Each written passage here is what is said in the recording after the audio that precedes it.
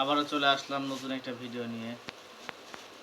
যে আমাদের মেদভুঁড়ি কমানোর জন্য তো বিভিন্ন কাজ করতে হয়, তো সেই অনুযায়ী রাতে এখন তো ক্ষুধা লাগে, আমরা তো বাঙালি, মাছে ভাতে বাঙালি বলা হয়, কিন্তু ভাত যদি না খাইতে পারেন সেই অনুযায়ী প্রত্যেকদিন তো এক ডায়েট করলে হয় না, রুটি কলাই কত খাওয়া যায় না। তো দেখাচ্ছে যে মাঝে মাঝে আপনারা মুড়ি খাবেন।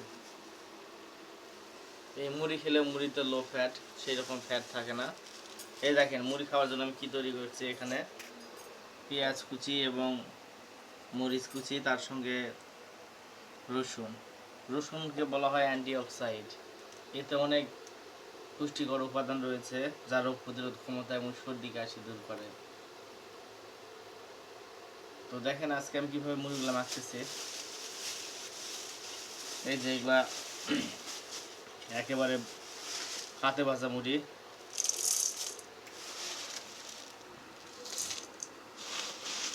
সুন্দর মুড়িগুলো।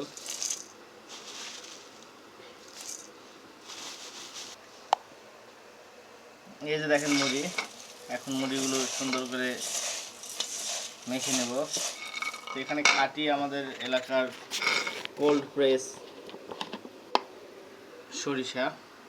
এই সরিষাটা অনেক গুণগত মান, এখানে কোনো ভেজাল নাই। তো আমাদের ভেজালবিহীন খাবার খাওয়া শিখতে হবে। এই সরিষাটা একেবারে খাঁটি। দেখেন কত সুন্দর সরিষার তেল। এই যে সুন্দরভাবে মাখা হচ্ছে, প্রত্যেক দানা দেখা যাচ্ছে। দেখেন এরকম মাঝে মাঝে ভাতের বদলে আমরা রাতে মুড়ি খেতে পারি, যা আমাদের মেদভুঁড়ি কমায় দিবে। তো আমার সাথে আমার ভাতিজাও চলে আসছে, সে একবার ভাত খাইছে, তারপরে সে নাকি ডায়েট করবে, সে ভর পেটে ডায়েট করবে। তো সেও ডায়েট করুক, যেহেতু আসছে আর কি করার, বাচ্চারা সামনে চলে আসছে, তারা একটু দেই খাক।